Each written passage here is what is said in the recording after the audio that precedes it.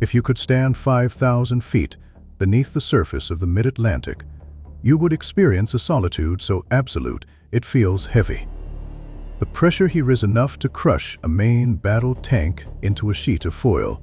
The darkness is thicker than the deepest night. But if you were there, slicing through the gloom with a spotlight, you would find a massive grave. It is not a natural formation, but a twisted skeleton of steel. And scattered among the mangled keel and shattered bulkheads, glinting in the artificial light, lies something that drives men mad. Gold, to solid tons of it. But on a summer night in 1944, for the 94 Japanese sailors trapped inside that steel hull, that gold had zero value. On the edge of life and death, gold does not save you. It is just ballast, a heavy anchor dragging you faster into the abyss. This submarine was the Imperial Japanese Navy's I-52. It was more than a boat. It was a desperate transfusion of blood between the dying heartbeats of the Axis powers.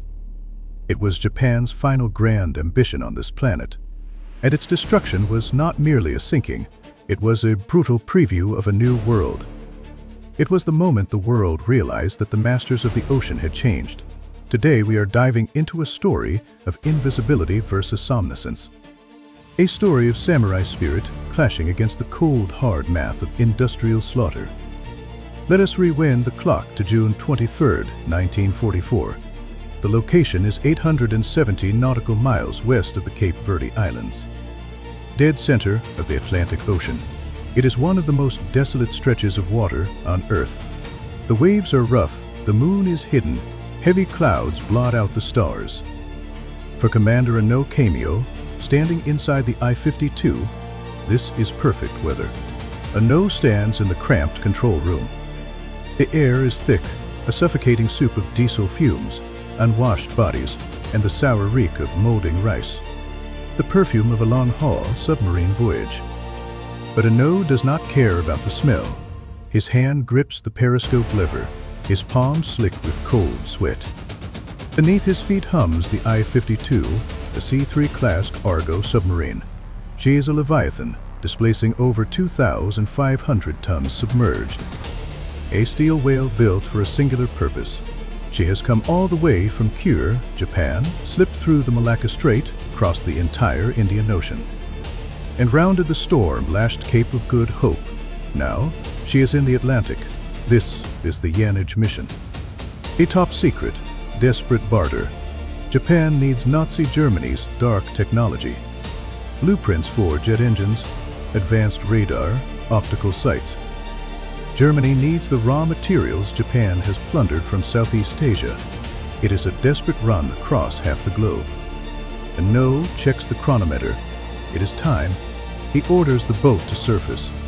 With a hiss of high-pressure air clearing the ballast tanks, the steel beast breaches the surface. Rolling in the Atlantic swell, the hatch clangs open, and wet salty air floods the boat. The first fresh breath the crew has had in weeks. It tastes like heaven, but there is no time to celebrate. Out in the darkness, another silhouette bobs on the waves. The German U-boat, U-530. They have achieved the impossible. A pinpoint rendezvous in the middle of a chaotic ocean. In this moment, Commander No perhaps feels a surge of pride, a dangerous illusion of control. He believes the Atlantic is vast enough to hide them. He watches as the Germans transfer an Axos radar detector and 3 German technicians onto his deck. The German captain even shares his fuel. It looks like a triumph, a brotherhood of steel defying the Allies. But No does not know that the Grim Reaper is not on the waves. He is in the clouds. Even as the Japanese and German sailors shout greetings over the roar of the wind, thousands of miles away in Washington, D.C., massive IBM punch card machines are whirring. Inside a basement at Naval Intelligence, the codebreakers have already stripped the I-52 naked. Her course, her rendezvous point, even the exact tonnage of gold she carries. It is not a secret. It is an appointment on an American calendar. Hovering above the cloud layer, invisible to the naked eye, is a TB-F Avenger torpedo bomber. In the cockpit, Lieutenant Commander Jesse Taylor is chewing gum. His eyes locked, on a glowing green radar screen. He is the hunter sent from the escort carrier USS Bogue. On his scope, the radar echo of the two submarines meeting looks as bright as a bonfire in a dark field. Target acquired, Taylor says into his radio. His voice is terrifyingly calm. He does not dive and bomb immediately. That is the old way. Tonight, in this unforgiving dark, Taylor is about to unleash a new form of warfare, a method that Japanese engineers have not even dreamt of.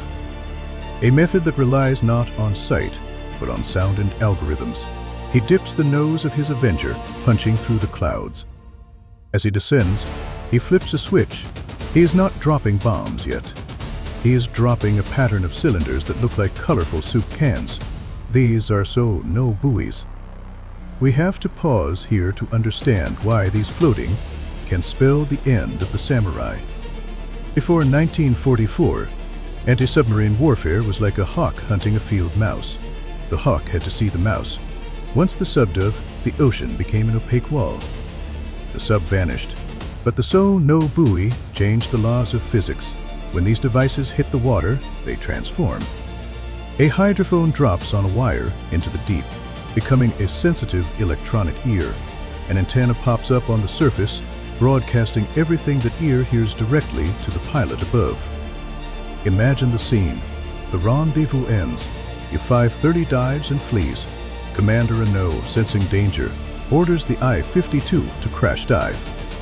The main vents open, the diesel engines cut out, and the electric motors hum to life. The massive brass propellers begin to churn the water, pushing thousands of tons of steel into the safety of the deep. Renault thinks he has escaped. He is wrong. Every sound he makes, the cavitation of the propellers slicing the water, the whine of the hydraulics moving the rudder, the creaking of the hull as the pressure builds, is being broadcast live to Taylor's headphones. To Taylor, it is not noise, it is coordinates. Purple buoy signal strengthening, she is moving east. Now the red buoy is picking her up, she is accelerating. The I-52 begins to zigzag desperately. The helmsmen are sweating, throwing the submarine into violent turns, believing their maneuvers are saving them. But inside the invisible web of the Sonobuoys, they are just a goldfish thrashing in a glass bowl. No matter where they turn, the sound betrays them. This is the horror of the technological gap. The Japanese are fighting with World War I thinking. I cannot see you, you cannot see me. The Americans have turned war into a signal processing problem. Taylor drops a flare. Magnesium light explodes over the water, turning the black Atlantic into a blinding white stage. He confirms the general area. Then he drops the ultimate killer, the Mark 24 mine. The crew calls it Fido. This is not a normal torpedo. A normal torpedo is a dumb arrow. You have to aim it. Fido is a mad dog. It is an acoustic homing torpedo. Once it hits the water, its electronic brain wakes up and begins to search for one thing: cavitation noise. The I-52 is running for its life. Its propellers are spinning at maximum RPM, creating a thundering roar underwater. To Fido, that sound is a siren. The torpedo does not need to be aimed. It begins to spiral, adjusting its own course, sniffing out the sound, locking on to the frequency of the I-52's death throes. Inside the submarine, the sonar operator hears it. It is a sound no submariner wants to hear. A high-pitched whining buzz that is getting louder and louder and louder. Torpedo in the water, bearing 1/8 Eero, closing fast. The scream tears through the control room. Commander Renault roars orders. Hard, right rudder. Emergency deep. Eject decoys. It is useless. Fido does not eat decoys. It only hungers for the loudest sound. The next few seconds are preserved forever in the U.S. National Archives. It might be the most chilling audio recording of the entire war. Taylor's plane recorded the Sonobuoy transmission on a thin spool of wire labeled Gordon, wire number 1. If you listen to it, first you hear the rhythmic chug-chug of the I-52's propellers, the heartbeat of the ship. Then, a sharp, metallic clank, and then a dull, earth-shaking crump. Fido has detonated against the starboard side, near the engine room. But the recording does not end there. The most terrifying part is what follows. You hear a series of sickening crunches and snaps. Like a giant crushing a tin can in his fist. That is not static. That is the sound of the ocean rushing in. Millions of gallons of water tearing the steel plates apart, snapping the keel like a twig. It is the sound of a submarine imploding. In the dark, read emergency lights flickering. The 2 tons of gold and the heavy tin ingots slide across the tilting deck, crushing the men who just minutes ago dreamed of arriving safely. In seconds, the pressure claims them all.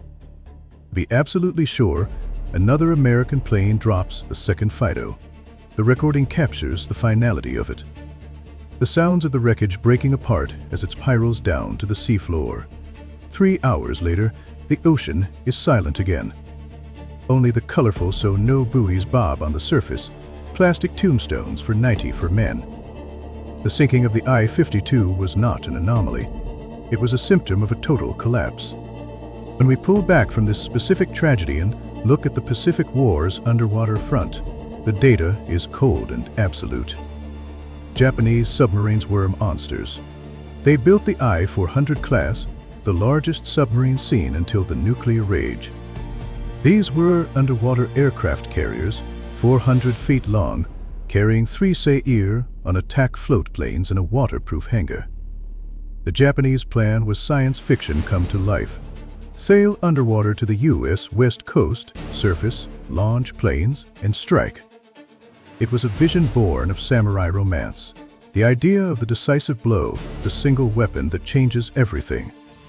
But this romanticism was shattered by the American industrial slaughterhouse. Between 1941 and 1945, American submarines strangled Japan, sinking 1,300 ships and starving the empire of oil and food. Japan's submarines, despite having better torpedoes early in the war and massive range, sank fewer than 200 Allied ships. Why? Because the U.S. turned war into a business, while Japanese craftsmen were hand building the I-400 like a piece of art. American shipyards were printing submarines like sausages. While Japanese commanders squinted through binoculars into the night, American subs had radar that could see a sampan from 10 miles away in pitch blackness. While Japanese sailors practiced spiritual fortitude, American fire control computers were calculating trigonometer solutions automatically. In August 1945, the tragedy reached its peak. The I-400 and I-401, the ultimate weapons, finally sortied to attack the U.S. fleet at Ulithi. But before they could fire a single shot, the Emperor's voice came over the radio: surrender. Captain Nan Obiyokio Nambu of the I-401 had to do the unthinkable. He ordered his men to push the pristine Seir on bombers off the deck and into the sea. Planes that had never dropped a bomb. He surrendered to the U.S. Navy. Years later, Nambu recalled the shock of boarding the American destroyer. He did not see tense, spiritual warriors. He saw young Americans chewing gum, drinking cold Coca-Cola, listening to jazz, and looking relaxed. Yet these lazy kids were operating radar screens and sonar networks that Nambu could not even comprehend. Nambu realized then why Japan had lost. It was not a lack of courage. It was not that their submarines were too small. It was information. He recalled intercepting American radio traffic during the war. A flood of data, everything from tactical orders to letters from home. The American radio waves were a roaring river of information. The Japanese radio waves were a desert of silence, punctuated only by the occasional scream of a dying ship. The U.S. had built a transparent battlefield. In that transparent ocean, whether it was the cargo giant I-52 or the carrier sub I-400, they were all just naked targets. Today, the I-50 still lies 3 miles down. In 2018, high-definition cameras visited her grave. The conning tower still stands, rusted but defiant. The legend of the 2 tons of gold still seduces treasure hunters. But for historians, the wreck is a monument to something else. It is a monument to the moment warfare changed forever. The era of the warrior's bravery deciding the battle was over. The era of the sensor, the data link, and the algorithm had begun. Commander Renault died, never knowing how. On a pitch-black night in the middle of nowhere, the Americans dropped a bomb right on his head. He thought he was fighting a plane. In reality, he was fighting the entire modern industrial world. And as the cold water filled his lungs, the last sound he heard was not the clinking of gold bars. It was the crushing sound of an old world collapsing under the weight of the new. In the deep blue, the ocean never belonged to them. If you want more hardcore breakdowns of history's deadliest battles, smash that like button and subscribe. I'm your strategy observer. I'll see you on the next battlefield.